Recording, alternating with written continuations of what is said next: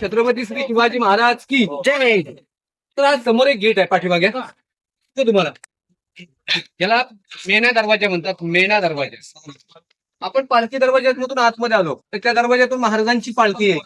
पण या दरवाज्यामधून राण्यांचं येणं ना मेणा दरवाजा आहे. ही गडाची मागची बाजू आहे. जे काही लोक म्हणजे लोक रोपवेणीवरती येतात त्या बाजूने येतात. आता हे 6 राण्यांचे 6 महल आहे. मग प्रत्येक राणी महालासमोर प्रत्येक व्यक्ती चौथरा ओटे तुम्ही बसलात ना 6 ओटे म्हणतो मी तुम्हाला. त्या राण्यांच्या दासी होत्या. सेवक मंडळ सगळ्या इथे बसण्यासाठी किंवा राहण्यासाठी सेड होत्या. दाशी होत्या. आता आपण त्याला सर्वांच क्वार्टर म्हणतो. पण इकडे खालच्या बाजूला घर आहेत. आधी माहिती घ्या नंतर पहा. अष्टप्रधानांचे वाडे म्हणतात. राजांचे 8 मंत्री होते. महाराजांना 8 आकडा हा शुभ होता. महाराजांच्या राण्या किती होत्या? 8. महाराजांचे मंत्री होते 8. राजांचे राजमुद्रा होते अष्टकोणी आणि महाराजांचं सिंहासन अष्टकोणी होते. मग या ठिकाणी मोरोपंत पिंगळे, अंबेजीराव मोहिते, रामचंद्र त्रिंबक, रामचंद्र निलकंठ, अनाजी पंत, निराजी रावजी आणि रघुनाथ पंडित या ठिकाणी राहत होते. साहेब महाराजांच्या ताब्यामध्ये जेवढे गाव किल्ले गड होते त्यांचं कामकाज यांच्याकडे असायचं. पण इथे समोर एका लाईनीमध्ये 3 खड्डे आहेत. एका लाईनीमध्ये 3 खड्डे आहेत. या पहिल्याची खोली 22 फूट आहे. त्याच्या पुढचं 20 फूट आणि त्याच्या पुढचं 15 फूट. महाराजांच्या काळामध्ये या ठिकाणी धान्य साठवायचे. ते समजा खालून शत्रूने वेढा दिलाय. खालून काही लोक गडावरती धान्य आणू शकत नाहीत. गडावरच्या धान्याचा वापर करायचा. आता आपण ह्याला कोकणामध्ये कणगी किंवा पेव म्हणतो. जर का तुम्ही कधी कोल्हापूरमध्ये गेलात, पन्हाळगडावरती गेले का कधी कोण, तिथे पण धान्याची कोठारा आहेत आणि ते फार मोठे. त्यांची नाव आहेत गंगा, यमुना, सरस्वती. त्याला तिकडे अंबरखाना पण म्हणतात. महाराजांच्या नंतर रायगडावरती पेशवे आले. त्याने इथे कैद्यांची कोठडी म्हणून वापर केला होता. 7 दिवस शिक्षा द्यायचे. जर का त्यांनी गुन्हा कबूल नाही केला 8व्या दिवशी त्याचा टकमक टोकावरून कडेलोट करायची. टकमक टोकाची माहिती तुम्हाला कडेलोट केला जायचा.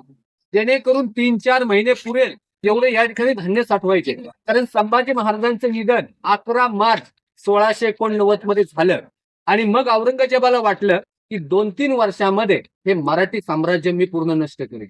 म्हणजे ते स्वप्न अपूर्णच राहिलं. पूर्ण झालंच नाही आणि लगेच गडाला जुल्फिकार खानाने वेढा दिला होता.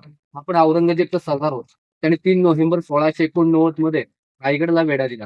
त्यावेळी रायगडावरती येसुबाई, शाहू महाराज, राजाराम महाराज आणि ताराबाई होत्या. पण गडावरती पुरेसं अन्न नव्हतं. एक 2-3 महिने पुढे एवढं धान्य होतं. तोपर्यंत येसुबाईने लढा दिला. गडावरचं अन्न धान्य संपलं. येसुबाईने ठरवलं राजाराम महाराजांना आणि ताराबाईंना वाचवलं पाहिजे. पण रायगड किल्ल्याच्या दक्षिण बाजूला एक दरवाजा आहे. आजही तो दरवाजा आहे.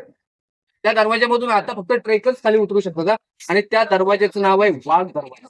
मग त्या वाघ दरवाज्यामधून काढून त्यांना तिकडे जिंजीला पाठवलं होतं. जिंजी हा तामिळनाडूमध्ये येतो. खरं तर आपल्या स्वराज्याच्या 3 राजधानी आहेत. पहिले राजगड, दुसरं रायगड आणि तिसरी राजाराम महाराजांच्या काळामध्ये जिंजी. तर जिंजीला पाठवलं आणि मग ह्या रायगडावरती येसुबाईंना आणि शाहू महाराजांनी इथेच कैद केलं. 29 वर्ष मोगलांच्या कैद्यामध्ये होतं. इथून फार त्याने दिल्लीपर्यंत झालं. त्यानंतर हा गड मोगलांच्या ताब्यामध्ये गेला. त्यावेळी या गडाचं नामांतरण केले होते. पण जर का तुम्हाला हे धान्याचं कोठार हे अष्टप्रधानांची घरं पाहायची असतील पाहून घ्या. खाली वागताना खिशावरती हात ठेवा, मोबाईल सांभाळा, लहान मुलांचे हात पकडा, मधल्याला झाकण नाहीये हे पाहून घ्या. मग आपण अति महत्वाच्या ठिकाणी जाऊ. बोला छत्रपती श्री शिवाजी महाराज की जय. जय भवानी. जय शिवाजी. आता आपण अति महत्वाच्या जाग्यावरती आलेले आहोत. कारण या रायगडाने एक आनंदाचा दिवस आणि एक आनंदाचा सोहळा पाहिला होता. तो म्हणजे छत्रपती शिवाजी महाराजांचा राज्याभिषेक. पण अखेरचा दिवस उजळला, सूर्य मावळला. महाराष्ट्र पोरका झाला 3 एप्रिल 1680 मध्ये याच रायगडावरती आणि इथे राजवाड्यामध्ये महाराजांचं निधन झालं होतं. राजांचा जन्म 19 फेब्रुवारी 1630 मध्ये झाला शिवनेरीवरती. राजांना 50 वर्ष आयुष्य लाभलं आणि 50 वर्षामध्ये महाराजांनी 350 किल्ले घेतले होते.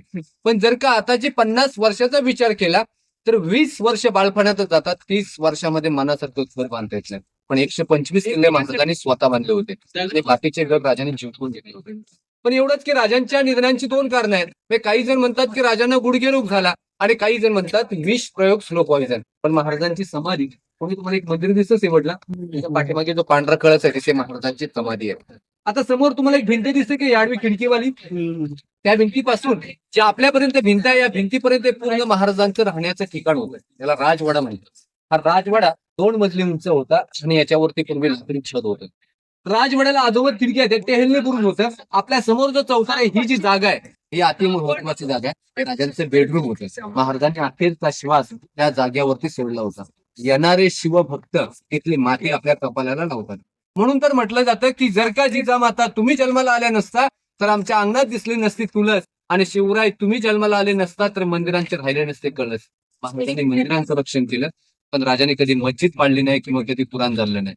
मग प्रत्येक चौथऱ्यांवरती चौकणी दगड आहे, त्याच्यावरती पूर्वी लाकडी खांब होते, मग त्याच्यावरती छत होतं. राजवाडा 2 मजली उंच होता, म्हणजे सागवणी लाकडाखाली पैठणी कापडामध्ये मशालीच्या उजेडात हे 350-400 वर्षापूर्वीचं वैभव कसं दिसत असेल हे फक्त आता आपण कल्पना करू शकतो. तिथे पाण्याच्या टाक्या होते, पिण्यासाठी पाणी साठवलं जायचं. इकडे चौकणी आहे तर ते राजांचं स्नान होतं. याच्या पाठीमागे टाकसाल म्हणजे सिंगराई होत, राजमुद्रा, नाणी बनवायचे, कॉइन्स वगैरे, छापखाना, मिंट. आता जसे नाशिकमध्ये छापतात रिझर्व्ह बँक, तसे इथे छापायचे. एवढंच की आताच्या नोटीवरती सत्यमेव जयते असतं. महाराजांच्या काळामध्ये त्यांची राजमुद्रा होती. प्रतिम चंद्रलेख्या व वर्दी विष्णुशो वंदिता शहा सोनू शिवसंशा मुद्रा भद्र राजले. म्हणजे याचा अर्थ असा आहे की शहाजीराजांचं पुत्र शिवाजी महाराज यांची प्रतिभ चंद्रकोरी प्रमाणे वाढत जाणार राज्य लोकांच्या कल्याणासाठी राजांनी राजमुद्रा जनतेला दिलेली होती. या पाहू समोर तुम्हाला 1 नंबरचं उतारा दिसतो का? फक्त 1 नंबर. त्याला न्याय निवाडा म्हणतात. राजांचे अष्टप्रधान होते जे बसून न्याय वगैरे निवडायचे. थोडक्यात कोण पद्धत ते बसायचे. जी लोक उभी आहेत ना त्याला दप्तरखाना म्हणतात, ऑफिस, सचिवालय, कार्यालय. आपण ज्या जागेवरती उभे आहोत हे महाराजांचं किचन रूम आहे आणि पाठीमागे बेडरूम. दिल्लीचा लाल किल्ला पाहिला तर 2 नावे आढळतात, दिवाणे खास आणि दिवाणे. पण हा दिवाणे खास होता आणि दिवाणे पुढे राजांचा दरबार आम लोकांसाठी असून तिथे जाणार नाही. तुम्ही येताना पायी चढून वर त्याला बरोबर तुम्ही गडाचा मेन गेट पाहिला असेल महादरवाजा, तो गडाचा मुख्य दरवाजा होता. की जर का तो गडाचा दरवाजा बंद झाला की खालची लोक खाली आणि वरची लोक वरती. महादरवाजाच्या उजव्या साईडला एक बुरुज आहे, इथून जाऊन येऊन 1-1.5 तास लागतो, आणि त्या बुरुजाचं नाव आहे हिरकणी बुरुज. प्रत्येकाने नाव ऐकलं असेल. त्या दिवशी कोजागिरी पौर्णिमा होती. महाराजांनी खालून दूध वरती मागितलं होतं. गावातल्या सर्व महिला दूध विकण्यासाठी रायगडावरती आल्या होत्या. हिरा गवळणे गडावरती दूध घेऊन वरती आले होते. पण हिराला दूध विकता विकता उशीर झाला, नगारे वाजले, गडाचे दरवाजे बंद झाले. म्हणून ती हिरा जो किल्ल्याचा मेन गेट आहे महादरवाजा, तिथे गेली, दरवाजा बंद झाला होता. तिथे पहारेकरी होते, चांगोजी काटकर किल्ल्याचे ठेकेदार होते. त्यांना ती विनंती करायला लागली की दरवाजा उघडामध्ये बाल पायदेशी रडत आहे. चांगोजी काटकर म्हणाले की बाई आम्ही दरवाजा उघडणार नाही, तू महाराजांची परवानगी घेऊन ये. हिराला वाटलं की एवढ्या मोठ्या राजाकडे कशी जाणार. संपूर्ण रायगड फिरली, तिला कुठेही प्रवेश करता आला नाही. त्या टेकडीवरती गेली, तिथून ते खाली उतरली. ही जेव्हा राजांना बातमी समजली तर महाराजांना आनंद झाला. राजाने तिला 3.5 तोळे बक्षीस दिली, तिची खना नारळाने ओटी भरली. नंतर महाराज म्हटले की तिथून एक बाई गेली ते तिथून शत्रू सहज वरती येऊ शकतो. ते 20 फुटाचा डोंगर तासून घेतला, तटबंदी केली आणि त्या बुरुजाला हिरावरून हिरकणी बुरुज असं नाव दिलं. रायगडाच्या पश्चिमेला ते हिरकणी बुरुज आहे. आपण राजांच्या दरबारामध्ये जाऊ. तर या जमिनीच्या आतमध्ये एक छोटी रूम आहे 10 बाय 10ची. आतमध्ये जायचं असेल तर टॉर्च पाहिजे, अंधार खूप आहे, रूम पाहता येत नाही. आणि त्या रूमला खळबत खाना म्हणतात. खळबत खाना म्हणजे महाराजांच्या महत्वाच्या गोष्टी व्हायच्या, गुप्त चर्चा. या कानाचे त्या कानाला ऐकायला जाता कामा नये. थोडक्यात सिक्रेट रूम आतमध्ये आहे. खळबत खाण्याचे गुप्त प्रमुख होते, त्यांचं नाव होतं पहेलजी नाईक. तो राज्याचा तिसरा डोला, म्हणजे औरंगजेबाच्या दरबारात जाऊन त्याच्या ताडीला हात लावून पहिले व्यक्ती म्हणजे पहेलजी नाईक.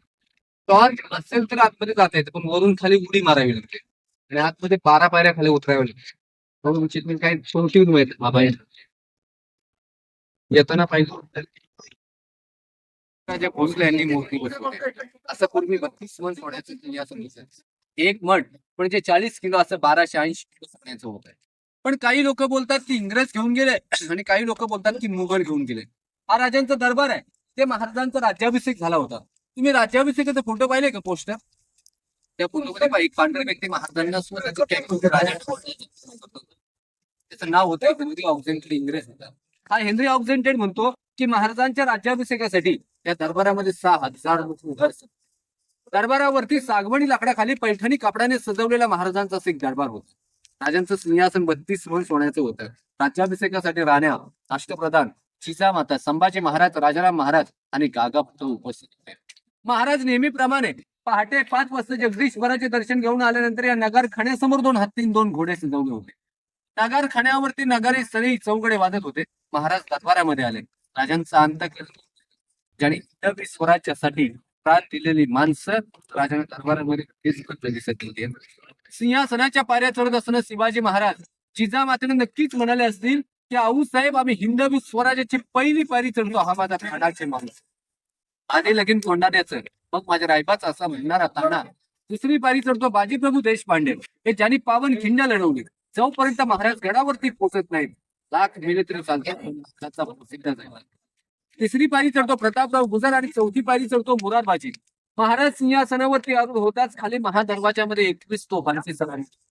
समोरच गुलफजदाराने गर्जना केली की प्रौढ प्रताप पुरंदर क्षत्रिय कुळावतांश सिंहासनाधीश्वर हा राजाधिराज राजा श्री छत्रपती श्री शिवाजी महाराज की जय.